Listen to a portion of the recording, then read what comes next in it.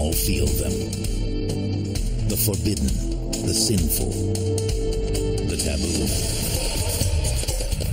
Behaviors that divide cultures and inspire fear.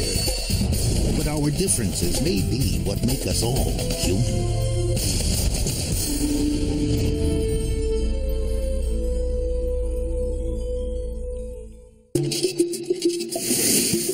Delicacies. According to the dictionary, things pleasing to eat that are considered rare or luxurious. But pleasing to whom? When it comes to food, it's all a matter of taste. One man's meat is another man's poison, and one person's delicacy can be another's taboo. We need to define ourselves, and one of the ways we define ourselves is by what we eat and how we're different from the people around us, because, you know, those neighbors over there don't eat that, and we do. Now, travel to India, where one family's favorite recipe features an animal fetus. Beat the bush in Togo as villagers hunt for an animal most city dwellers would rather not see, much less eat. Come to Taiwan and sample a special stew that gives Viagra a stiff run for its money. And wonder, how far would you go to please your palate?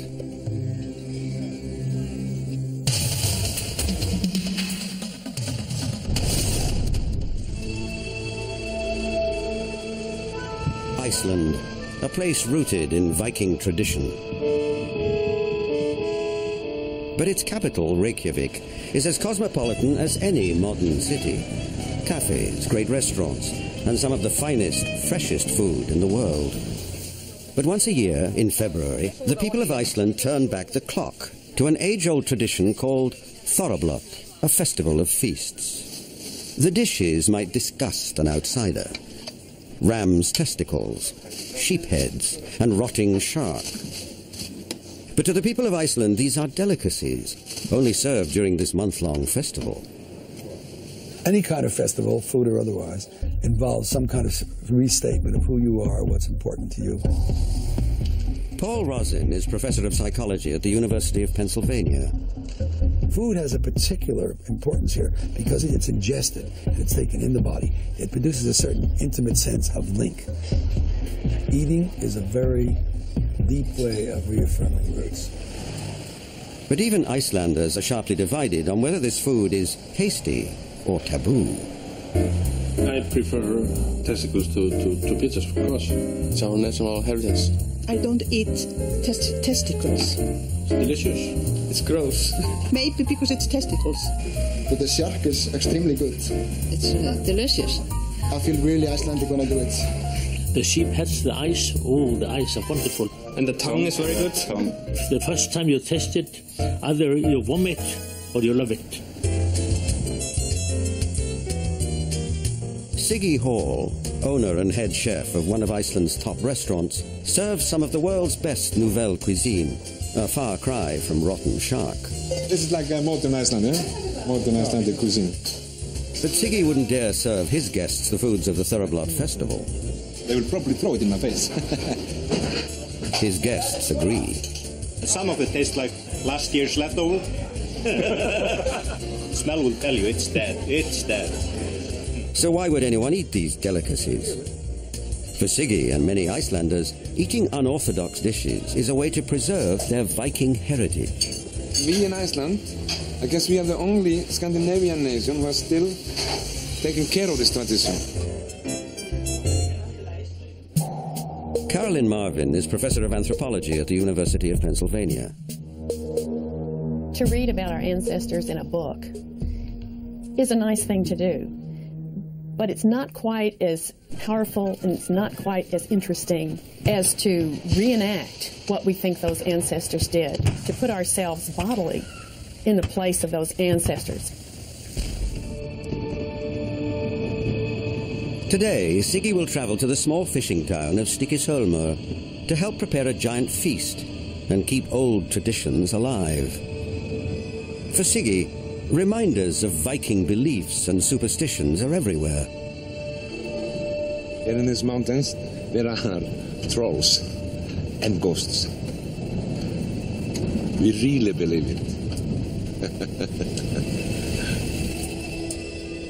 Trolls and ghosts weren't the Vikings' only worry. Winters were brutal and long. Salt was scarce. So to survive, Vikings preserved food with sour milk and by burying it, hoping it would last until spring. Nothing went to waste, not even the most toxic, pungent foods. Siggy arrives just outside town, where a traditional Icelandic Thorrakok is preparing one of the signature meals of Thorrablot. You feel the pungent aroma of the shark. This freshly caught 1,700-pound Greenland shark is naturally full of urea and other toxins. These chemicals act as antifreeze, allowing the shark to live in waters as cold as -2 degrees Celsius. The toxins are so concentrated that to eat this meat could make you seriously ill, or possibly even kill you. But Hildibrandr Bjarmus's family has a secret shark recipe that goes back generations. And he knows that the only way to prepare it is to let it rot. Oof. Oh la la. This shark meat has been rotting for 2 months, and the smell proves it. Smells very strongly pungent. As the meat decomposes, it oozes toxic ammonia, the chemical found in most household cleaning products and human waste. I don't want to say the word. This will probably describe it best. Pee. In Viking times, shark meat was buried out of sight. But Hildibrandr prefers to see his delicacy. That way he can keep track of the decaying process. Þetta fin lykt af þessu. Þetta ekki slæmt. His nose decides when it is ready to dry. It's like winemaking, you know? He's an expert. He feels it. Now we take it out for drying. When the meat is at a perfect rotten state, it's hung to complete the breakdown process. After 6 months, it's ready to be served. Þessi fíknar. Þetta alveg fínt. Þetta alveg fínt. Yeah. This is going to be very good. It has 2 more months. It's going to be a great chef, this one. You know, you have to taste always of your products all the way to follow the quality from the beginning to the end. Coming up, from shark to sheep's head, a town holds a rotten feast. Some guys, you know, really like to eat the eyeballs. And later, would your cup of tea be barbecued rat? I like it more than chicken. Rotten shark is on the menu in Stykkishólmur, where the entire town shows up in their modern finery to feast on ancient, rotting dishes. They have asked Siggy to help with one of the more delicate preparations, a pate of testicles. Well, they asked me to cut the balls. This pate here is about 10 young rams, former rams. Those are the testicles. Each food is preserved just as it was in Viking times, in a way of sour milk from preparing cheese. This is a long way from the fresh gourmet food we have. A very long way. This is a head of the sheep. Very good. Every part but the skull will be eaten. Here we have some tongue. I like the tongue. Tongue is the best thing. Some guys, you know, really like to eat the eyeballs.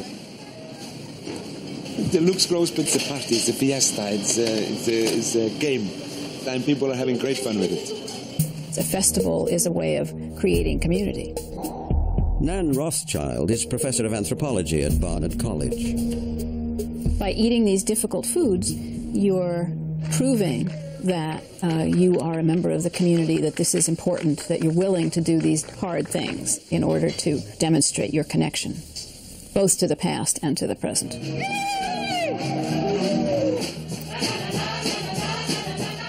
We actually only do this once a year, and families come together and eat damaged food. It's a social thing for us to come together and eat this. I don't like the shark. It's like ammonia. Taste and smell like fish. It does. We are a proud nation. We are proud of our tradition. And this is one of the ways not to forget how it was. I think you have to be brought up with it to like it.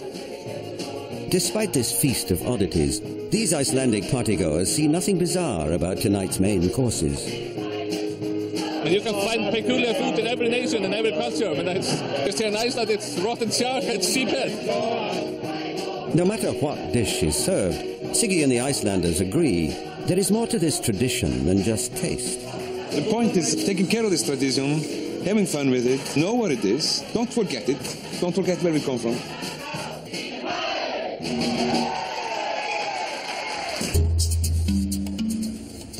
If eating taboo delicacies can be a mark of who you are, not eating them can be a mark of who you're not.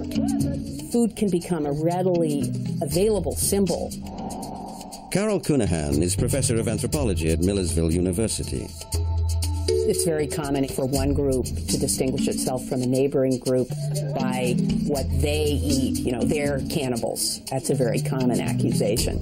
Or they eat frogs and mice. We, don't. The English call the French frogs in a sort of accusatory tone. They eat those disgusting frogs. We don't. But disgust, like beauty, is in the eye of the beholder. For example, how would you feel about eating the fetus of an animal?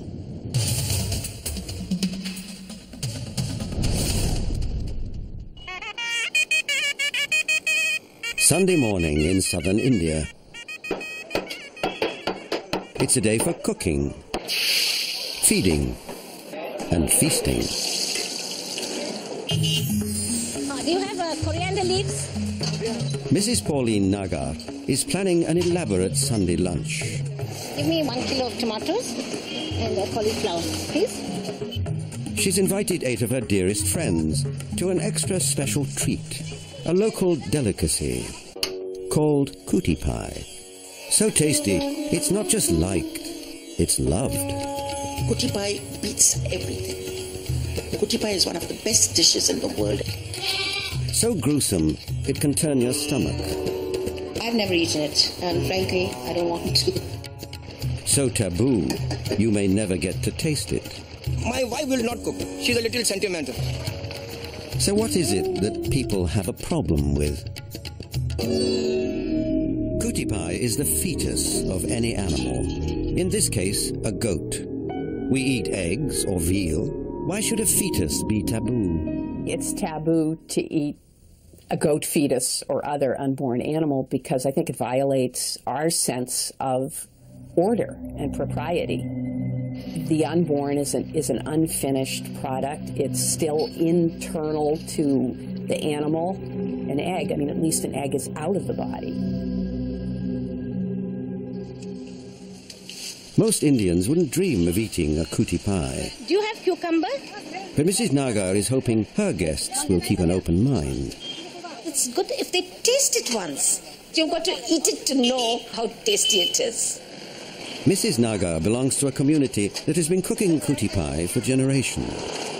They are called the Anglo-Indians.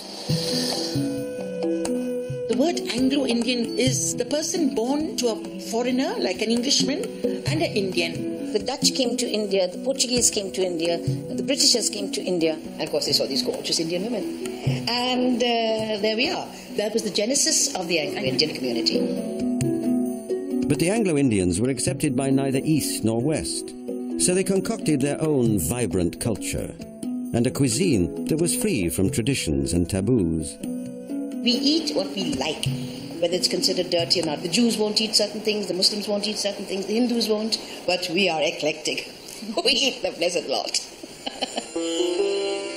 Hybrid cultures define themselves by difference from other cultures. And so if you have a society that is the result of a colonial impact or some kind of contact situation, then they are going to choose means to differentiate themselves from these other people. So it doesn't surprise me that they have foods that they eat that either of the sort of, quote, parent cultures don't eat.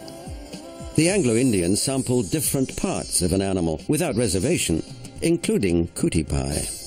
But the dish is prized for more than its taste. According to local legend, kuti pie has medicinal properties. It's very good for health, good for back complaints, good for pregnant women, good for people with tuberculosis. So it's a real, very helpful thing. But first, you have to find it. Mrs. Nagar is on her way to buy her kuti pie. It's sold at the local slaughterhouse. Kuti pies are never made to order. They're available only if a pregnant animal happens to be killed that day. Buying a kuti pie comes down to timing and luck. Kuti pie is in great demand. If you're a little late, you don't get the kuti pie. So the best way to bag a kuti pie is to get there early. The slaughterhouse is no neighborhood butcher shop. Here, every part of the animal is sold as valuable food, even the leftovers. This is considered a spare part market. The main carcass is sent to the mutton shops, but the spare parts are sold here. There's no wastage whatsoever. The place is already bustling, and Mrs. Nagar is getting concerned. The kuti pie is sold out so fast, so one has to be quick to come and collect it. Kuti pie hai? Hey, madam, don't. She tries her luck again. Kuti pie hai? Kuti pie hai? Mrs. Nagar is getting worried about her luncheon. They say the customers have come in earlier than me, and they bought up all the kuti pie. Kuti pie hai? She makes one last desperate try and learns that the butchers are holding out on her. They have it and they're saying no. He says that it's not being filmed, not allowed filming, so he cannot have it sold to us. Although selling and buying kuti pie is not illegal, the butchers don't want to be seen violating a taboo. It is the fetus, and so they don't like to show that it's being sold. The message is clear. Mrs. Nagar won't get her kuti pie as long as she's on camera. You go home. And so she negotiates an alternate deal. They said to me, you go home and we'll deliver the kuti pie in the house. And that's exactly what I'm doing right now. The shopping fiasco has delayed Mrs. Nagar. It's crunch time. And she summoned her friends to help with the lunch. Look at the confusion. Things are going well. Even the butchers have kept their word. The main dish is finally here. This is a very tiny kuti pie. We like to take it when it's a medium size, so that there's sufficient flesh to eat. At the same time, you don't have the hair on it. Is eating an animal fetus really a question of mind or of matter? In the beginning, some people, they may not want to eat kuti pie because, it goes into their mind it's a baby goat.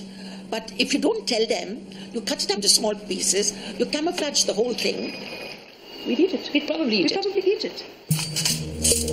One of the long-term trends in industrialized nations is to remove the visible evidence of violence from our society. That's why we don't eat our animals whole on the table. Why, when we cook them, we disguise them so that they may not even look at all like the animal that they came from. So cheers, everyone! But in this party, Mrs. Nagar's friends are well aware of what's on the table. This is the kuti pie. And they're piling their plates carefully. What is this, mutton? Yes. This is beef. Please don't take this. That's what she told me. It's supposed to be good for back and pregnant women. So I said, I'm not pregnant, but I can use it for my back. The guests get their first taste of kuti pie. And they've reached a verdict. Nice. Very tender. It's excellent, Like a liver type of texture. Very creamy, I think. I really like it. But not everybody has taken to the dish. It's just mind over matter. I can't bring myself to have this dish. I'm really shocked. This particular dish really turns me off. Mrs. Nagar is not surprised by the mixed reaction. our parents and our grandparents used to enjoy eating a lot of kutipai. And I find that as the generations go by, it's becoming less popular. Mrs. Naga knows this may be a dying tradition. But for now, she's going to celebrate it for as long as she can.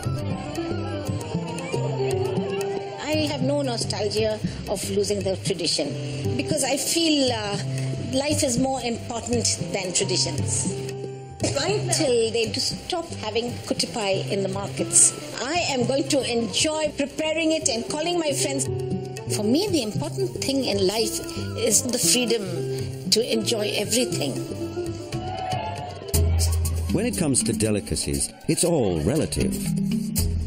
What's rare and luxurious to some may be common or taboo to others. And the delicacy of one person's dreams may be the stuff of your nightmares. Coming up, find out the best way to cook and serve rat.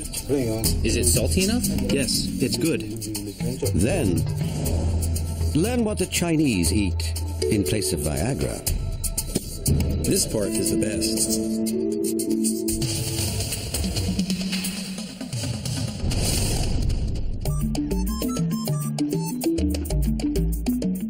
In this village in the West African country of Togo, most people eat what they grow.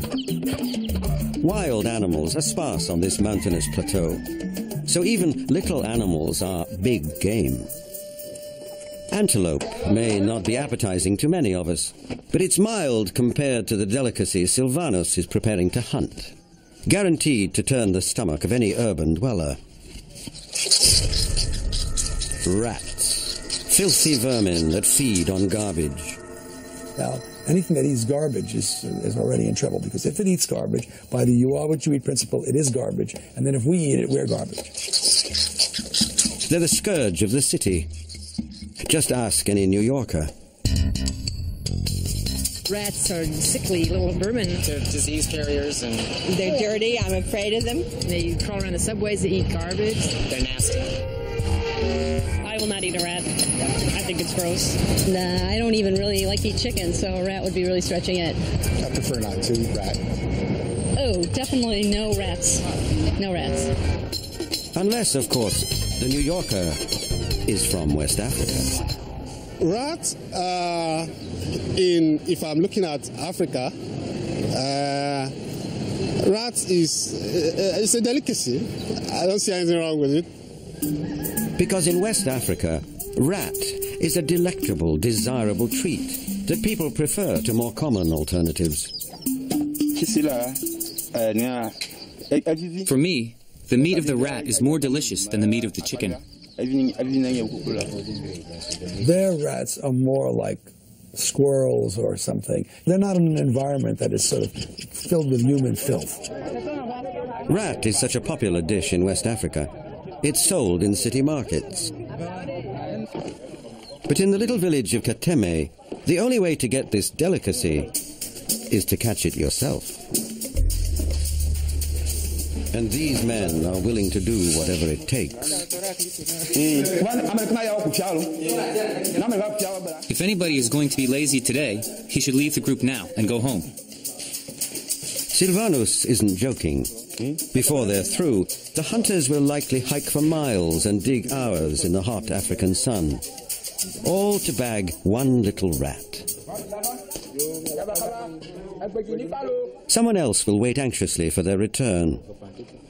Daniel has twisted his ankle, and he needs a rat's tail for a special cure. For this is the land where voodoo was born, and still flourishes. A lot is riding on the hunter's quest. The elders perform a blessing. Here are ancestors. Take the drink. Take it and help them get the animal they are looking for.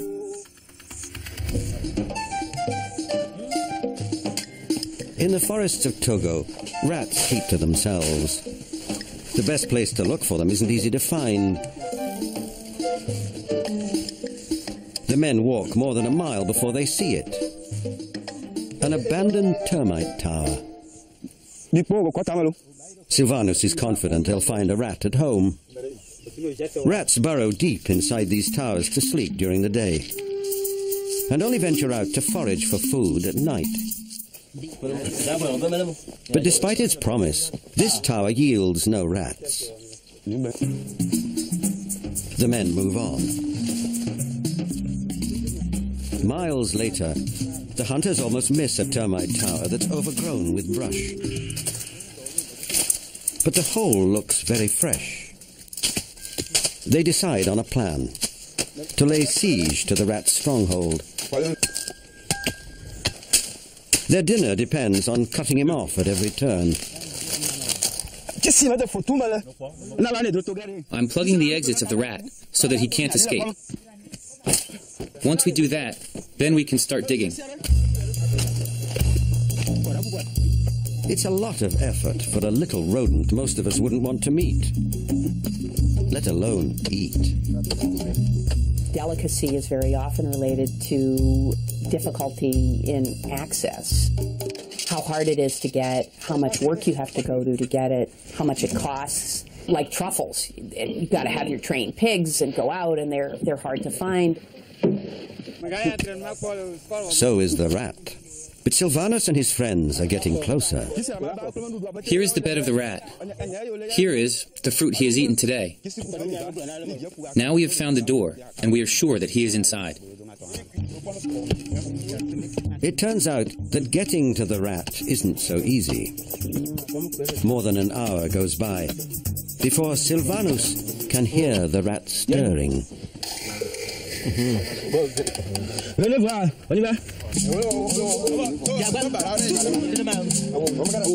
It's not only a rat, it's a giant African pouched rat, which can weigh more than 6 pounds. To us, it's a pest, but to Silvanus and his friends, it's a delectable morsel. Thinking of Daniel and his ankle, the men move quickly to sever the tail. The rat loses its power soon after death. There is a light at the end of the tail that the rat uses to see in the night. This part of the tail has a power. The power is in the string. Taboo or not, the hunters can already taste their feast. But first, back at the village, it's time to let the string work its magic. As an elder looks on, Silvanus performs a ritual he learned from his grandfather. With this, I'm going to treat the pain in your ankle. It will stay around your foot for 7 days. On the 7th day, it will fall off, and the pain will disappear.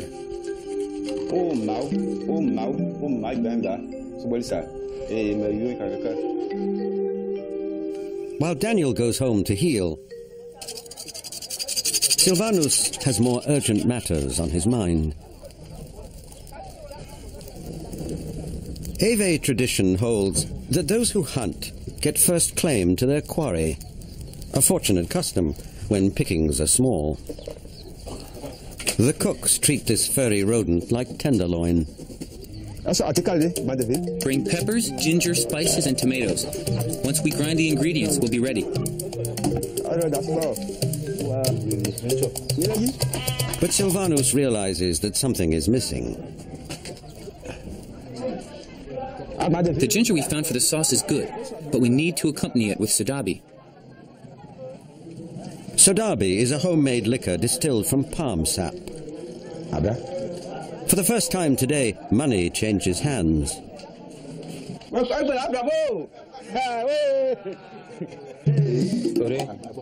Now the meal is complete. Silvanus offers a toast.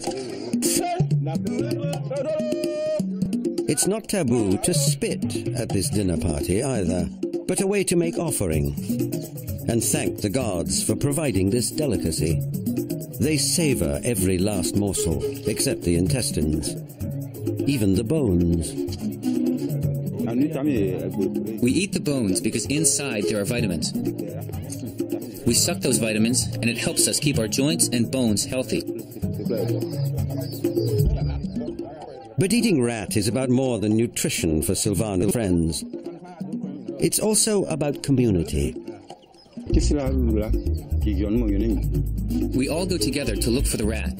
We bring it back, and we cook it together. So eating the meat of the rat is a real pleasure for us.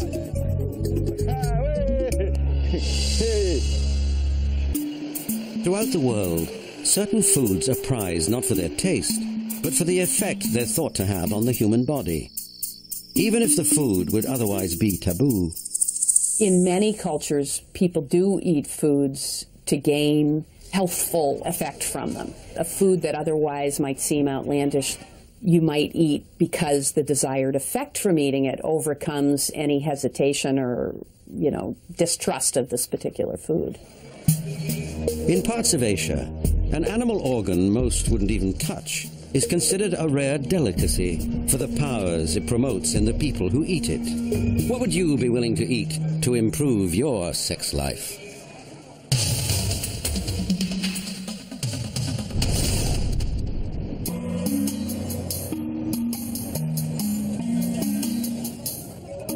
In the markets of Taiwan's capital city, Taipei, you can find seemingly every creature. And it's not just choice meat that's for sale, but nearly every other animal part as well. The Chinese sometimes complain their countrymen will eat anything. Very little is taboo. And if there's one Taiwanese gourmet who can turn the most exotic fare into a delicacy fit for an emperor, it is Chef Ping Shing Cho. So feisty. The redder the crown, the more fully developed the rooster. World-renowned for his cuisine, Mr. Cho may be Taiwan's most highly respected chef. And tonight, he will host a very unusual dinner for some very special guests, including several of Taiwan's top food critics. The dish he's chosen to prepare is so taboo, it may be one of the few things many Chinese refuse to eat. The penis of the bull. So this was freshly killed today? Yes, it was killed this morning. A mature bull's sex organ can be longer than 3 feet, even when it's not erect. The end is the most potent, because all the blood supposedly rushes there. So this part is the best. Still, just the thought of eating one is enough to make most people blush. Eating a penis is about as loaded an activity as you can imagine. First of all, a penis is not like a piece of muscle. It's an identifiable part of an animal. It's a part of the body down there, which we tend to think of as pretty disgusting. And of course, it has sexual connotations. And those aren't the only reasons this entree can be so unappetizing. If not prepared well, the meat is sinewy and tough. And inside is the bull's urinary tract. You have to cut it open and wash it clean. If you don't, then you'll have the taste of urine in your food. Could this really be a meal prized for centuries by Chinese emperors? In Taiwan, where most beef is imported, the dish is so rare, even Chef Cho has hardly ever prepared it. Traditionally, it was considered a potent aphrodisiac, the Chinese version of Viagra. But only aristocrats, those with time and money to spend on improving their sex lives, had the chance to savor it. Today, many Chinese still believe eating an animal's penis before sex will bolster a man's performance.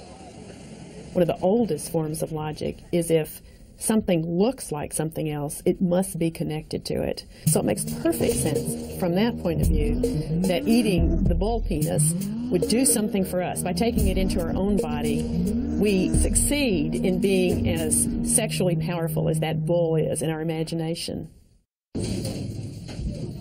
For help with his recipe, Chef Cho is turning to his friend, Dr. Zhen-Yu Li, a specialist in Chinese medicine. Dr. Li knows exactly what combination of herbs to prescribe to complement the meat. Is bull penis more effective than Viagra? Oh, yes. As soon as it hits the tongue, the bull penis jump-starts the brain and enhances the sexual desire. I guarantee we're going to make them very happy.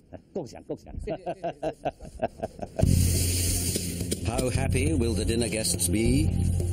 Coming up, Taiwan's leading food critics put this rare delicacy to the taste test. This is not a feast just anyone can prepare. In addition to the main course, Chef Cho is preparing 3 other dishes, each from one of his own unique recipes. He leaves the herbs to steep in one pot, while he stews the meat in another. It will take 4 hours to cook. For the women, he's preparing another traditional dish that may seem just as taboo: rooster testicles. The Chinese believe they help women stay young. Women should eat this. This will increase the red blood cell count. It will also beautify your skin.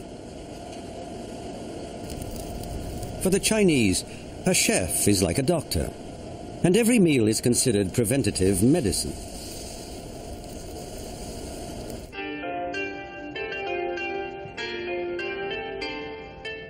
It's a philosophy that began centuries ago on the Chinese mainland and still thrives in its markets, like this one in Chongqing in south-central China. Some of these ingredients you can also find in a Chinese pharmacy. It's to eat as food, but it's also a Chinese medicine. Here, nearly every item is believed to have a specific effect on the body. The Chinese believe that what you eat is what you treat. So if you eat a pig's brain, then you will treat a human's brain. Likewise, eating a bull's penis is thought to increase blood flow to the genitals and boost a man's stamina for sex. People don't eat these things every day. You just couldn't take it. It is not surprising that some cultures would see a bull's sex organ as a taboo food. Very often, beliefs about food and beliefs about sex overlap. And so our taboos or our hang-ups about sex can certainly carry over into our taboos about food. So that in U.S. culture, the Puritan heritage, which causes sex to be pushed aside into a very private space, would make eating something like a penis in public problematic. In his kitchen in Taiwan, Chef Cho is finishing 4 hours of work, and he's ready to welcome his guests. Among them are the leaders of Taiwan's premier culinary associations, men and women who can make or break a chef's reputation. Even for these experts, this meal will be a rare treat. Most of them have never eaten bull penis before. So, will we have an immediate reaction after eating this? We have beautiful women next to us. Do you think we won't have a reaction?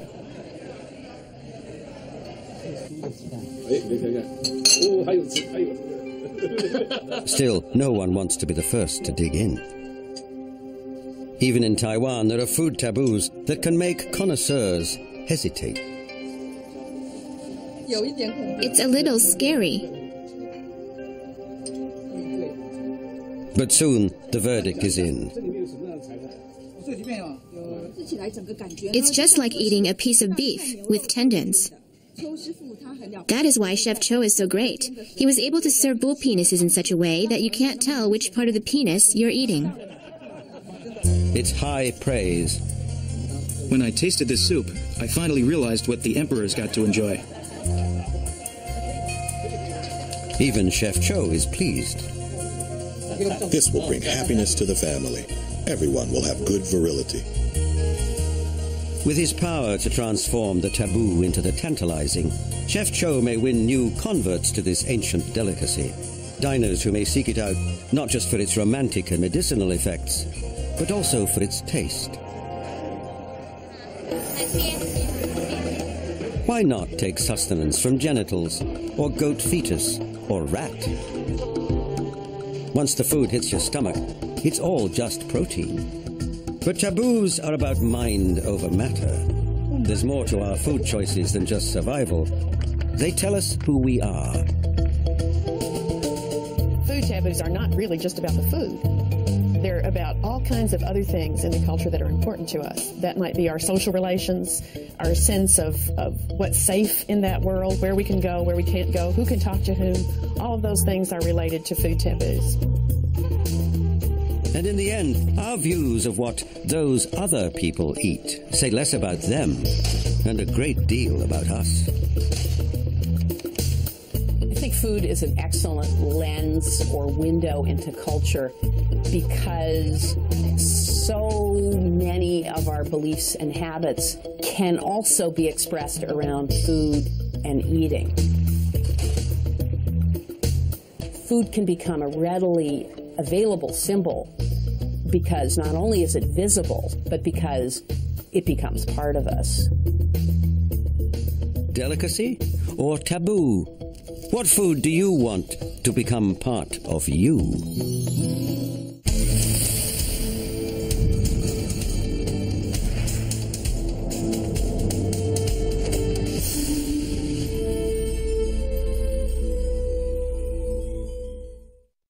It's wonderful. And the tongue is very good? The first time you taste it, either you vomit or you love it. Siggy Hall, owner and head chef of one of Iceland's top restaurants, serves some of the world's best nouvelle cuisine, a far cry from rotten shark. This is like a modern Iceland, eh? Modern Icelandic cuisine. But Siggy wouldn't dare serve his guests the foods of the Thoroughblot Festival. They will probably throw it in my face. His guests agree. Some of it tastes like last year's leftover. Smell will tell you it's dead. It's dead. So why would anyone eat these delicacies? For Siggy and many Icelanders, eating unorthodox dishes is a way to involve some kind of restatement of who you are, what's important to you.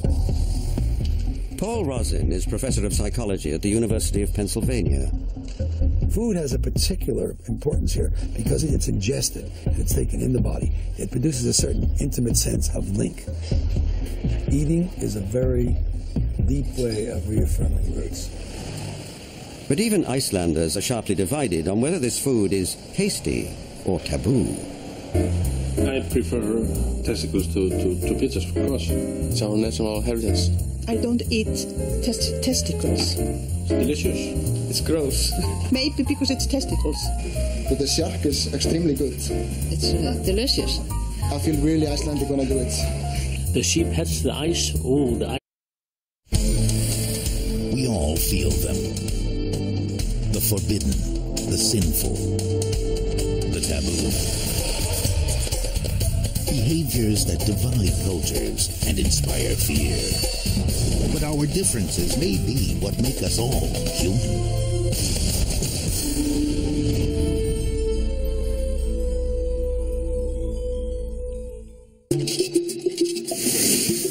Delicacies.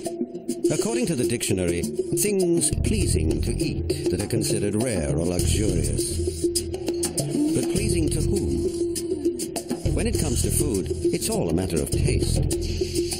One man's meat is another man's poison, and one person's delicacy can be another's taboo. We need to define ourselves, and one of the ways we define ourselves is by what we eat and how we're different from the people around us, because, you know, those neighbors over there don't eat that, and we do. Now, travel to India, where one family's favorite recipe features an animal fetus. Beat the bush in Togo as villagers hunt for an animal most city dwellers would rather not see, much less eat. Come to Taiwan and sample a special stew that gives Viagra a stiff run for its money. And wonder, how far would you go to please your palate?